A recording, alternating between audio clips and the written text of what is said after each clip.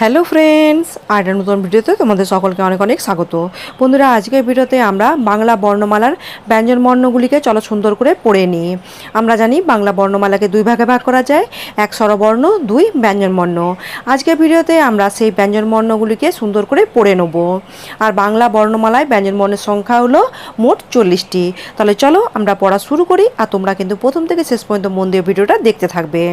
ব্যঞ্জন বর্ণের প্রথম বর্ণ হলো ক, তারপর খ, তারপর গ, ঘ, ঙ, তারপর চ, ছ, বর্গীয় জ, ঝ, ইয়, তারপর ট, ঠ, ড, ঢ, মূর্ধন্য, তারপর ত, থ, দ, ধ, দন্তন্য, তারপর প, ফ, ব, ভ, ম, তারপর অন্তস্থ জ, র, ল, ব, তালাবস, তারপর মূর্ধন্যস, দন্তস্য, হ, ডয়শূন্যর, ঢয়শূন্যর, তারপর অন্তস্থ খণ্ডত্ব, অনুস্বার, বিসর্গ, চন্দ্রবিন্দু।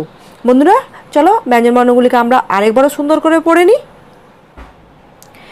ক, খ, গ, ঘ, ঙ, চ, ছ, বর্গীয় জ, ঝ, ইয়, ট, ঠ, ড, ঢ, মূর্ধন্য, ত, থ, দ, ধ, দন্তন্য, প, ফ, ব, ভ, ম, অন্তস্থ জ, র, ল, ব, তালাবস, মূর্ধন্যস, দন্তস্য, হ, ডয়শূন্যর, ঢয়শূন্যর, অন্তস্থ খণ্ডত্ব, অনুস্বার, বিসর্গ, চন্দ্রবিন্দু।